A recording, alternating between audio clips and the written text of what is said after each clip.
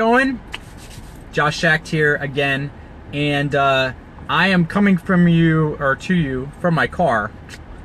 I meant to be home today so I could do this video. However, had a little experiment to conduct on some business matters, and so I have to be here. However, I still can deliver what I'm gonna say right from here, no problem.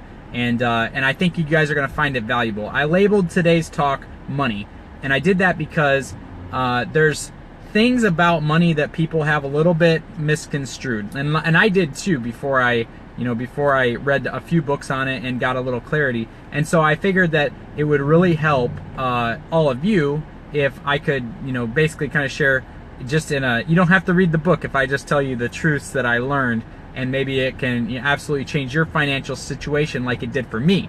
And when I did that, when I read this book, and the book is called The Richest Man in Babylon, all right? And so I read this book, and it totally changed how I thought.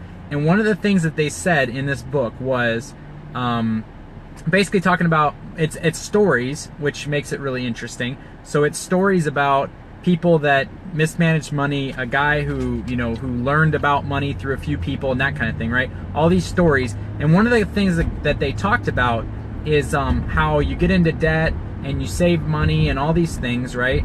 And so before I read this book, I had about probably average money handling skills. Like I probably had, I saved some money, but I spent it. I tithe. It's very important to me. I believe that a lot of blessings come from me giving 10% of what I earn to my church, and so because of that, I do that, faithfully every single time. Becky and I collect income. We put 10% to our church because I don't want those blessings to dry up. You know what I'm saying? So that's one. But I always did that. I never did other things. I didn't really understand what else to do with my money. Okay, and so I read this book. It's called The Richest Man in Babylon. It's a really old book, and it talks about how to manage your money, how to handle, what to do with. Okay, so what this book said, it was talking about this guy who was really in debt, and he's trying to basically get out of debt, and he's making say $10 a day or a week or whatever. And so he would take and he would pay out all $10 to his debts, and then he wouldn't have any money to live off of, and so he was a mess all the time. He didn't feel like he had any fruit of his labor. He didn't feel like there was any point. That must be my wife, Becky, giving me all the likes. I like you too. So basically, well, you guys are blowing me up. I love it. Get me pumped up. So anyway, so this guy's going on and on, and then he has this guy that comes into his life, a wise man comes into his life and tells him that some of what you earn is yours to keep, okay? And he says that you're giving all your money away and you've got nothing to show for your work, and you don't have any pride in like what you're doing, and so here you are with nothing, and you feel broke, you feel terrible. And so he said, start doing this. Take every time you earn $10, take one of the 10 and give that to your tithe, okay? And take another one of the 10 and pay that to yourself, right? And then said take another one and give that away to charity. And the other 7 is yours to spend. And that really, hey John Marenko, Josh Lamb, you guys are on. Awesome.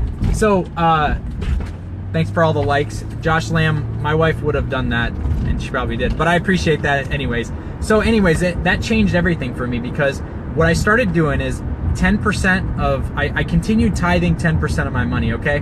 And then I took 10% and I put it into what's called a wealth fund. And immediately my mindset was different, and I felt different, because all of a sudden I was immediately wealthy, okay?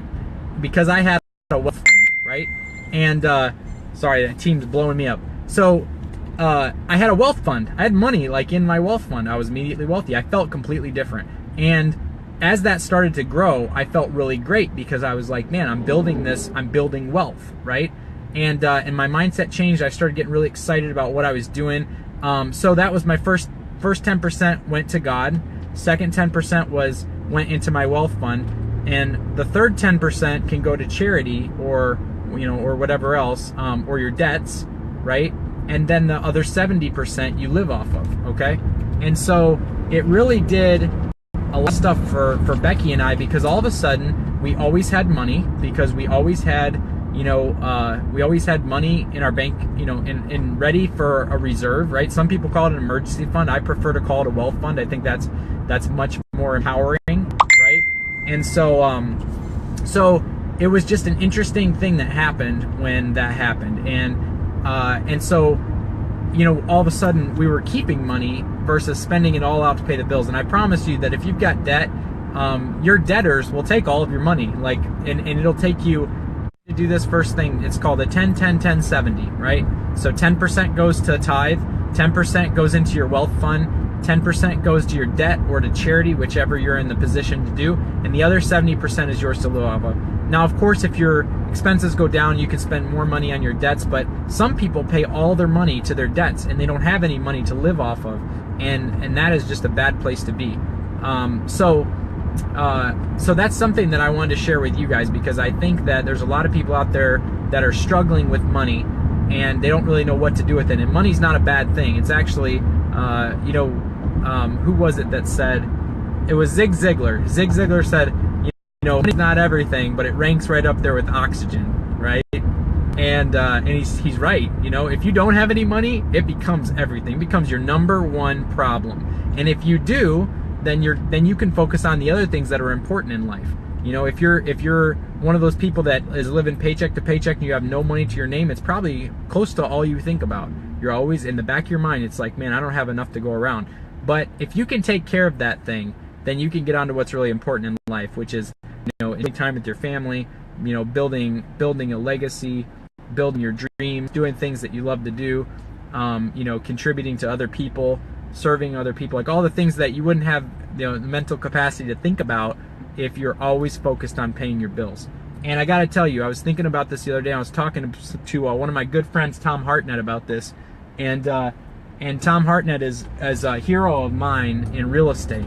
This guy I think he's actually a little bit younger than me, but man, is he just crushing it when it comes to residual income and building a legacy for his family, and taking, it says in the Bible that a wise man leaves an inheritance for his children's children, right? Second generation wealth.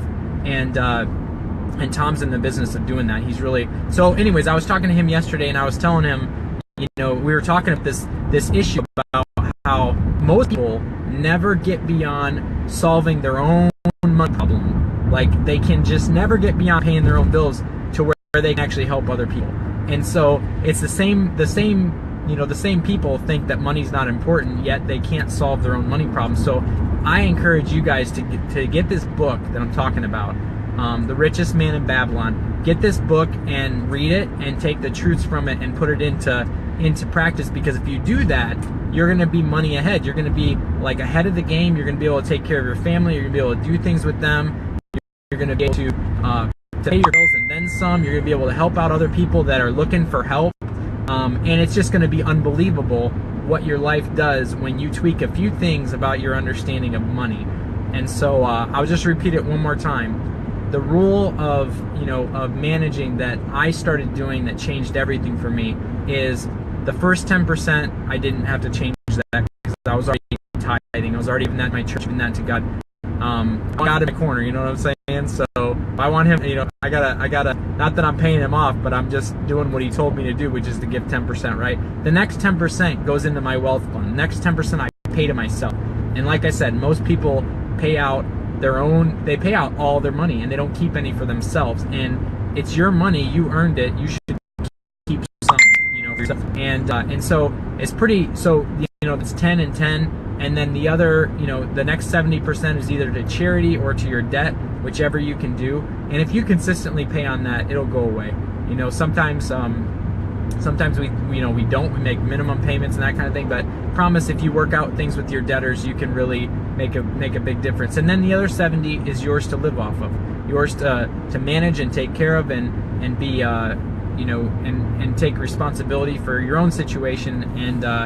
And you know, that's what I say. Becky and I also use an envelope system. I don't know if you guys ever heard this. You know, Dave Ramsey, of course, you know, he's one of the famous guys when it comes to money management, and he advocates this, and it's what I'm a tangible, you know, it's like in front of me in order for me to think and actually, you know, take care of, I don't know, actually do, I don't know, I gotta see it, you know what I mean? Like, I gotta feel it, it's gotta be like in my hand. And so Becky and I have a series of envelopes that we put cash into, and all the envelopes are kind of like different accounts. You know, we have one that's like, you know, emergency, one that's like maybe our mortgage, one that's our car payment, one that's groceries, one that's gas, one that's flex money that we can spend on whatever we want, and we plan for all these things. And so every time we get paid, we break our checks down to go into all these different envelopes.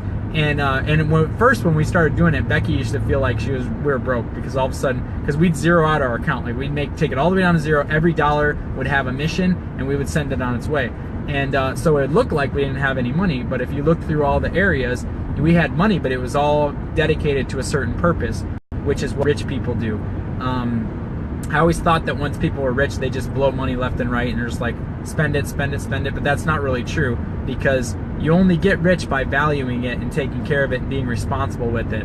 And so, so that's the thing that, you know, that I learned, and I'm like, oh man. And once I started doing that, all of a sudden I had money to go around, more money to give to people, more money to support, you know, other people, more money to do things with my family, you know, and so it's just neat. So I wanted to share that with you guys, because that book totally changed my mindset on money, and it really impacted me, and not only me, but because I'm better at managing money, you know, my whole family is going to be impacted for generations, because I'm getting this thing handled, you know, like I'm fixing it with me so that I can teach my kids. Gunnar was super funny the other day. Gunnar and Lila were playing at Becky's mom's house, and they're playing, and she sent us this text and told us this story. Super funny. So Gunnar's there, they're playing house and everything, and they're playing like mommy daddy. They're acting like me and Becky. And so so Gunnar, Lila goes, honey, let's go to the store and buy some toys. And Gunnar goes, no, we can't do that. We need to go get some profits. And they always talk about, if you ask my kids, they know profits are better than wages, because wages will make you a living, and profits will make you a fortune. And you know, and we don't, and that, you know, they know about money. They know that, like, when we go to the store and we buy them something, you know, I give my kids the cash. My 3-year-old goes up and hands the cashier cash, and you know, he says, I would like to buy this, please. And then, you know, he gives it to him, and he hands them the toy and hands them the money, and then they give him the change back. And you know, and sometimes I got to chase him down for the change, but most of the time he gives it back to me. So, you know, Lila and Gunnar understand that you know, we spend our money to get things, and that if you don't have any money, you don't get anything. And so I'm teaching them that at a young age, so that they can understand the value of that. And I think that's really important, because most people can. So that's what I've got for you guys today. Again, the book that I'm talking about is The Richest Man in Babylon. It's a fantastic book. It's absolutely killer. And I highly recommend it, because if you can handle your own money problem, then you'll be able to stop thinking about yourself and think about the people around you who are in bad situations and need somebody stable. And most people, like I said, they never solve their own money problem, and they spend their whole life focused on just paying the next month's bills instead of focused on living, which is what we're here to do. We're not here to just collect a paycheck and then pay bills. That's not much of a life. But if you can handle that, if you can get better so that everything, you know, money management gets easier for you, then your whole life will change. And that part of your mind will just be, you know, like, I don't really think so much about budgeting anymore, because it's done. You know, like when money comes in, we know, boom, boom, boom, boom, boom, it's all done, it all goes places, and we move on with the important things about life. So if you struggle with budgeting, if you struggle with money management, read The Richest Man in Babylon, and it will do wonders for you. Wonders for your budget, wonders for family life, You know, another thing I just thought of is that one of the number one reasons for divorce is money problems, and that's something that you know, reading this book could save your marriage. Who knows? Depends on, you know, how often you know, how often you fight about money, how often that's a stressor for you, and it's a stressor for most people. So anyways, you guys are amazing. Thanks for supporting me. Thanks for getting on and listening and interacting with me on here. Thanks for all the likes and the comments. I love it, and hopefully that you found this valuable. And if you did, and you know somebody who needs to hear about this, you know, share my video with them. I'm more than okay with if you do that. You know, share it with them and see if it can help them out. You know, I've learned a lot of things, and I just try to forward into Facebook so that you guys can glean what you can, and maybe it'll make a difference in your life like it's made a difference in my life. So you guys are amazing, and that, you know, hit me up, send me a message, talk. I'd love to be in conversation with you, and that would be great. And if not, you know, just share it with your friends, you know, if you find value, and otherwise, look for me tomorrow. I'll be on here tomorrow again about the same time talking about something different. So you guys are awesome. Have a great day. See you later.